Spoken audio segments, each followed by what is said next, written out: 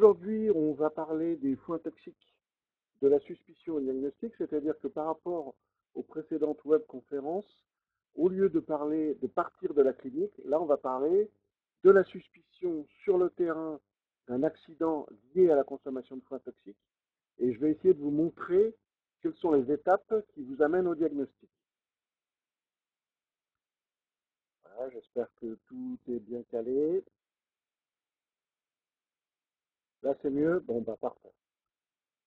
Alors, donc, on va partir donc de l'accident lié à l'exposition à ces foins toxiques, les incidences que ça va avoir en matière de prélèvement et, in fine, les analyses qui vont pouvoir être déclenchées. Alors l'accident, il peut être lié soit à l'observation d'animaux malades avec des troubles cliniques exprimés, soit à la découverte des animaux morts dans une pâture ou dans l'écurie.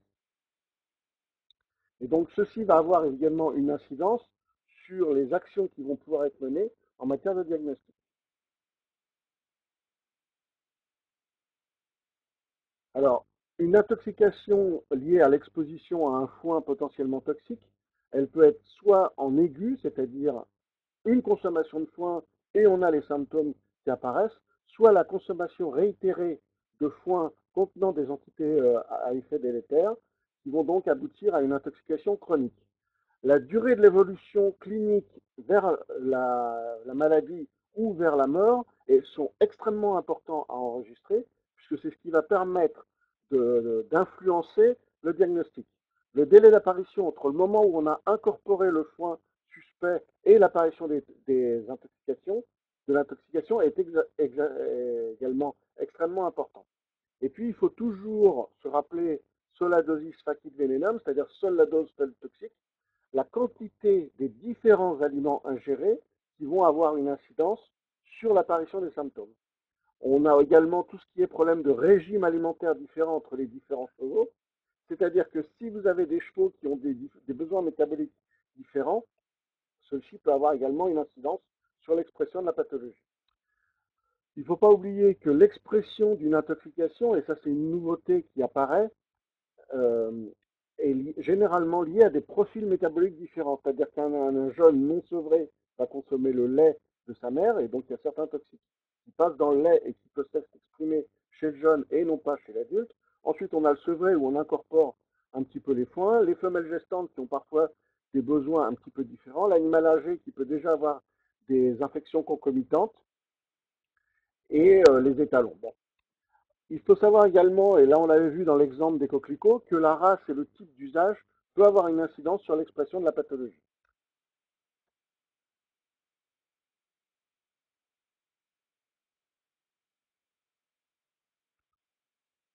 Alors, le suspect, donc ça sera un foin. Le foin, vous lui suspectez un effet délétère sur la santé de votre animal.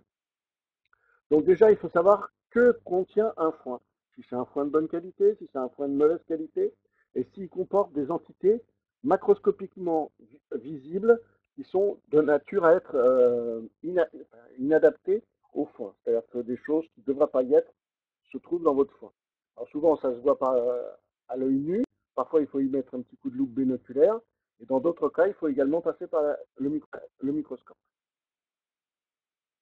Alors, tout ce qui va avoir des conséquences sur la fabrication du foin peut avoir une incidence sur l'accident qu'on observe. La période de fenaison, est-ce qu'on l'a acheté en direct, est-ce qu'on l'a produit en direct plutôt, ou est-ce qu'on l'a acheté? Et là, on a tout de suite une notion de responsabilité civile qui se profile derrière. La nature de la prairie qui a été fauchée, est-ce qu'on est sur une prairie cultivée ou sur une prairie naturelle? Les profils botaniques de ce foin, la qualité de ce foin, c'est-à-dire est-ce qu'on a un foin d'excellente qualité, qualité moyenne, voire qualité déplorable. Et puis, est-ce qu'on a détecté dans ce foin des plantes suspectes? C'est-à-dire que quand on a reçu le foin, il y avait des choses qui ne nous paraissaient pas logiques, des branches un peu lignifiées, des choses comme ça. Il ne faut pas oublier que des intrus peuvent se glisser dans un foin, même d'excellente qualité. On ne sait jamais ce qui peut se passer, parfois pour des raisons.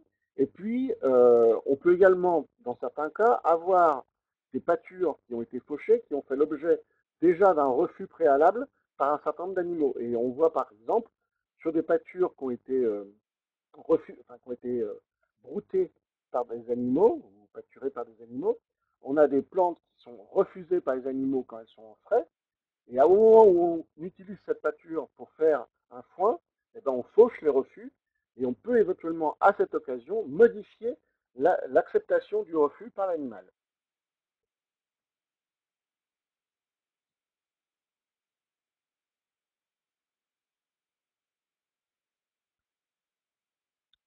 Alors, évidemment, donc là, on est sur une pâture qui est en attente d'être fauchée et où on voit un tapis de plantes jaunes. Alors, évidemment, la présence de cette plante peut éventuellement avoir une incidence, ce qui est le cas dans l'espèce, puisqu'on en parlera tout à l'heure. Euh, Donc, ce qu'il va falloir impérativement détecter sur l'effet suspect du foin, c'est quel est le tableau exprimé, puisque c'est à partir du tableau clinique qu'on va pouvoir formuler des hypothèses diagnostiques. Ensuite, si l'animal est décédé, suite à l'autopsie, on va avoir un tableau lésionnel observé qui va permettre d'affiner la suspicion et le diagnostic. Généralement, quand on est sur un tableau lésionnel, on va engager éventuellement, comme on suspecte une action délétère du foin, rechercher les végétaux toxiques. Alors, ce qu'il faut savoir quand même, et c'est pour ça que je voulais le mettre à cet endroit-là, euh, c'est que dans le tube digestif, on n'est pas obligé de retrouver, même sur un phénomène aigu, la plante qui a été à l'origine de l'intoxication, puisqu'on la retrouve généralement à 10% dans l'estomac, à 40% dans le sécom, mais dans 50% dans les crottins.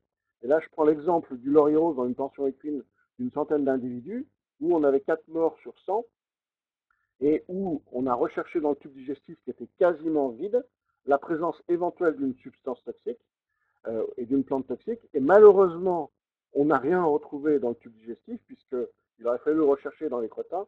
Et la responsable du club hippique me disait, vous êtes gentil, mais moi j'ai une centaine d'animaux, et vous me demandez les crottins des 4 qui sont décédés. Donc c'est impossible. Donc généralement, dans les crottins, c'est très très difficile d'aller rechercher la plante toxique, puisque on ne sait pas. Et là, heureusement, on avait un diagnostic qui était possible par une autre méthode, en utilisant une matrice des animaux décédés. Alors là, on est sur une pâture enfin, pas une pâture, un pré qui allait être fauché pour faire un foin, et on a une plante qui avait pris complètement l'ascendant sur les autres plantes par rapport à d'habitude. Les profils phytosociologiques n'avaient pas permis d'anticiper cette présence, et cette plante jaune, c'est Hypericum perforatum, qui a été à l'origine cet été d'à peu près 1500 moutons intoxiqués et 4 chevaux qui ont exprimé la toxicité de cette plante phototoxique.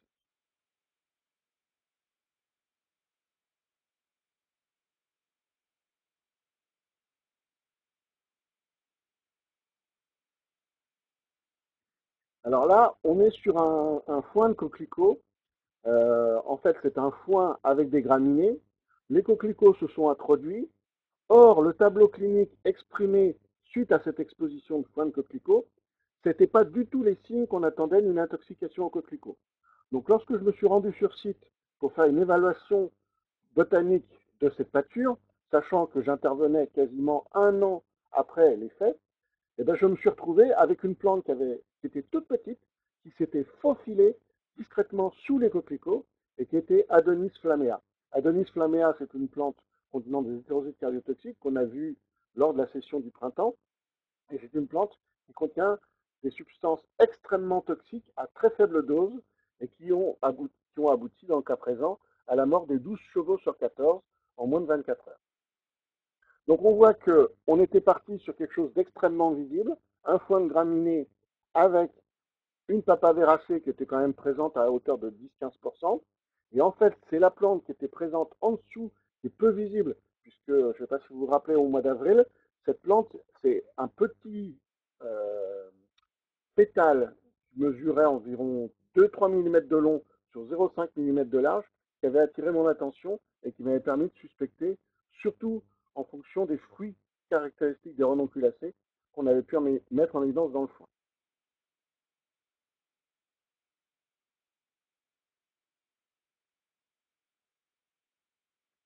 Je reprends également l'exemple des lampourdes de ce printemps. Donc là, on est sur une parcelle de 37 hectares.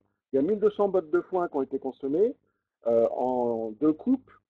Il y a 4 groupes d'équidés qui sont touchés, dont 4 groupes d'équidés hébergés dans un club, dont un seul exprime la pathologie. Et on a 2 à 3 clubs impactés, sachant qu'il y en a un principal qui a eu une grosse mortalité. Les autres, c'était plus des mortalités sporadiques. Et là, quand on enquête sur les faits, malheureusement, on n'avait plus de foin à examiner lorsque l'intoxication s'est exprimée dans le club hippique, puisque malheureusement, c'est une intoxication chronique qui est très très lente à s'installer et qui, je dirais, a des effets délétères sur le foie. Et c'est les effets délétères sur le foie qui, in fine, provoquent la mortalité de l'animal, des animaux. Donc, cette enquête sur 37 hectares, quand on arrive sur le chantier, on est quasiment à peu près 6 mois après les faits. Et ça n'est que quasiment un an après les faits qu'on va découvrir quelle est la plante qui s'est faufilée et pourquoi la succession de dysfonctionnements a abouti à l'expression de la toxicité. Donc on voit qu'on a des suspicions qui vont se formuler à un moment donné lorsqu'on va observer le tableau clinique et le tableau lésionnel. Et malheureusement, pour la confirmation, il peut parfois s'écouler jusqu'à un an pour la confirmation. Et là, on a vraiment l'intérêt comment dire, de, de la, de l'épidémiologie, puisqu'en fait, c'est vraiment la différence d'alimentation des différents animaux du club hippique qui permettait de focaliser sur un foin toxique et non pas d'autres éléments de l'élevage. Là, je prends un autre exemple récent, c'est-à-dire que le foin est d'excellente qualité, il est distribué correctement aux animaux, sauf que la personne qui distribue a pris la mauvaise habitude de déposer les bottes de foin juste au milieu des branches de datura sec. Datura est une plante à effet psychoactif. Et donc là, le problème, c'est que l'animal piétine les plantes toxiques. Quand elles sont fraîches, a priori, il ne les consomme pas, mais lorsqu'elles libèrent leurs graines, les graines contaminent le foin d'excellente qualité et on est susceptible d'observer les effets délétères de cette plante à effet psychoactif. Alors là, pour l'instant, ce n'est qu'un risque qui a été qualifié pour cet élevage et pour l'instant, nous n'en avons pas eu encore les effets cliniques. Mais c'était quelque chose qui reste comment dire, en suspens, c'est une épée de Damoclès. Donc j'ai essayé d'expliquer à l'exploitant que ça serait mieux de distribuer le foin ailleurs qu'au milieu du datura, mais a priori, mes remarques n'ont que peu d'effet sur cet élevage. Voilà. Donc, on a les animaux qui ont été suspectés d'être intoxiqués, et maintenant, ce qu'on voudrait, c'est arriver au diagnostic. Donc, on a fait un faisceau de présomption sur telle ou telle plante, et l'objectif, c'est d'essayer de confirmer cette intoxication. Alors, évidemment, on a les experts à Miami, ou à Marcy-l'Étoile plutôt, qui vont essayer de mettre en évidence les substances toxiques qu'on peut retrouver dans l'animal ou dans le foin et qui ont pu exprimer le tableau clinique. Alors le problème, c'est que mettre en évidence des molécules toxiques, c'est faisable sur le plan technique, c'est de la chimie fine, c'est de la chimie qui ne supporte pas la contamination. On va chercher des molécules au nanogramme par gramme. Donc résultat, il faut absolument que les extractions soient super clean et c'est vraiment la qualité de l'extraction qui permettra éventuellement de mettre en évidence la substance toxique. Ce qu'il faut bien savoir, c'est que une substance toxique d'une plante, elle va passer dans l'animal. Au moment où elle rentre dans l'animal, soit elle sera éliminée intrinsèquement dans les urines sans avoir de transformation, et à ce moment-là, on pourrait éventuellement la remettre en évidence dans les urines. Dans d'autres cas, elle sera biotransformée au niveau du foie, et on ne connaît pas obligatoirement la pharmaco ou la toxinocinétique des molécules dans l'animal, puisque la biochimie et le métabolisme de l'animal va influer sur la transformation des molécules. Et la chimie, elle est, entre guillemets, une méthode pour détecter ce qu'elle connaît, c'est-à-dire que si on connaît la plante initiale et la substance toxique de la plante, on est capable de la rechercher dans la plante, mais il n'est pas obligatoire qu'on puisse la retrouver in extenso dans l'animal. Et c'est là qu'il va falloir bien choisir la matrice, puisqu'il y a des matrices qui sont généralement le contenu stomacal, on pourra éventuellement envisager de rechercher la molécule, mais généralement, la meilleure méthode et le meilleur choix dans l'animal pour rechercher la substance, c'est le foie, puisque dans le foie, généralement, c'est là où la molécule arrive intègre et elle va être biotransformée. Donc généralement, c'est au niveau du foie qu'on a une petite chance de retrouver la molécule, surtout dans les phénomènes aigus, parce que dans les phénomènes chroniques, généralement la plante a été biotransformée, les molécules également, et à ce moment-là, on a peu de chance, on l'avait vu pour la lampourde, où malheureusement, au moment où on a les mortalités, il s'est écoulé tellement de temps que la molécule initiale a été biotransformée ou a été éliminée, et de ce fait, on ne pourra pas intervenir. Alors, ce qu'il faut savoir quand même, c'est que ces méthodes de recherche sont généralement expérimentales. Il y a très peu de laboratoires compétents en France actuellement qui sont capables de mener et les investigations sur les plantes et les investigations sur les animaux. Et généralement, je fais appel à des instituts de médecine légale humaine ou des organismes de médecine légale. Et ce qu'il faut savoir, c'est que ce sont des analyses relativement onéreuses. On est sur une base de 200 € par matrice et par molécule. Donc, on voit tout de suite qu'on ne peut pas partir à la pêche aux molécules, sinon il y a un coût prohibitif. Donc, généralement, c'est quelque chose que je vais réserver aux accidents mettant en jeu des responsabilités civiles. Dans l'intoxication chronique, on a vu qu'on pouvait, dans l'intoxication aiguë, j'ai montré qu'on pouvait préférentiellement utiliser la méthode chimique. Dans les intoxications chroniques, il faut impérativement penser histologie. Parce que généralement, dans une intoxication chronique, on va avoir des organes cibles. Ces organes vont faire l'objet de lésions qui peuvent être ou pathognomoniques ou évocatrices. Et là, je prends l'exemple avec les intoxications aux alcaloïdes pyrolysidiniques qui ont vraiment des réactions extrêmement caractéristiques sur le foie avec des cellules multinucléées. On a également d'autres cas où, par exemple sur les reins, avec une intoxication aux oxalates solubles, on va avoir également des lésions et des observations de cellules anormalement anormales liées à la précipitation des cristaux d'oxalate. Et puis on a d'autres cas qui sont un peu moins développés en France, mais qu'on voit beaucoup sur la toxicologie végétale mondiale. C'est le problème des storage diseases, c'est-à-dire les maladies d'accumulation de pigments toxiques au niveau du périneuronal, c'est-à-dire au niveau du système nerveux, qui va avoir des phénomènes d'intoxication chronique et des désordres plutôt nerveux, avec soit des paralysies, soit des convulsions, des choses comme ça. Et puis on a un autre cas où l'histologie donne d'excellentes indications, alors que l'animal n'est pas obligatoirement mort, puisque la phototoxicité tue rarement les animaux. C'est les intoxications de photosensibilisation avec des lésions a priori caractéristiques de disjonction entre le derme et l'épiderme. Donc on voit que si on est sur une suspicion de foin toxique et qu'on a un phénomène plutôt rapide d'intervention avec un phénomène aigu, on pensera plutôt recherche chimique, avec de préférence pour aller jusqu'au diagnostic et la détermination de la molécule, plutôt un cas avec la responsabilité civile engagée. Et par contre, quand on est sur une intoxication chronique, on basculera plutôt du côté histologie pour nous amener des éléments de confirmation de l'intoxication par le foin. Alors, un foin, il faut absolument, quand on le suspecte, connaître l'origine de ce foin, c'est-à-dire que ce foin, il a une région géographique. Il faut être capable d'évaluer la qualité de ce foin. Il ne faut pas oublier de disposer d'une facture détaillée et non pas, on n'achète pas le foin sur le bord de la route en liquide, parce que là, généralement, les recours sont beaucoup plus difficiles à engager.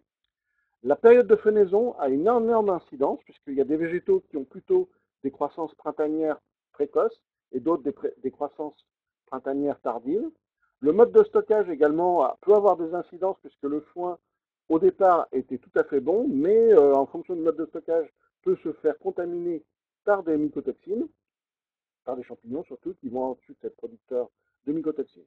Et puis, il ne faut pas oublier qu'un foin, il peut également se faire contaminer, et là je prends un exemple qui était parti sur de l'intoxication et qui est in fine affiné par une simple infection leptospirosiques par des ragondins qui venaient fréquenter et le foin, ils urinaient sur le foin pour manger le foin du cheval, et surtout ils buvaient dans son abreuvoir. Donc c'est vrai que le foin paraissait être à l'origine de l'intoxication, mais in fine c'était une infection à leptospire. Donc en conclusion, on voit que on devrait voir que la traçabilité des foins, c'est le maillon essentiel pour espérer identifier la plante, puisque tout ce qui est géographique, période et la présence de plantes toxiques est susceptible d'avoir des effets délétères sur la santé des chevaux. Des analyses sont possibles, mais souvent onéreuses, comme je l'ai dit, et donc on le réserve à la responsabilité civile avec un tiers identifié. Ou alors, ça peut, mais c'est rare en France, sur des accidents où un nombre important de chevaux ont été impactés. Et à ce moment-là, on va pouvoir lancer des analyses chimiques. Bon, pour les analyses histologiques, généralement, c'est beaucoup moins onéreux, donc ça peut être lancé. Et puis, il faut vraiment penser que ces enquêtes de détermination de la plante susceptible d'être à l'origine de l'intoxication, c'est quasiment une enquête de police scientifique. Et il faut absolument qu'au moment où on commence à suspecter un foin, on enregistre tous les éléments qui seront utiles lors de l'enquête et tous les suspects qui puissent être alimentaires, mais également environnementaux. Voilà. Je vous remercie de votre attention. Je vous informe que les centres antipoisons vétérinaires de Lyon et de Nantes sont susceptibles de répondre à vos questions. Et puis, je vous informe des prochaines webconférences qui seront le jeudi 15 octobre, 15 indicateurs pour mesurer le bien-être équin, le mardi 20, cross, l'importance d'une bonne reconnaissance, et le jeudi 22, évaluer mes chevaux avec cheval bien-être. Je vous remercie.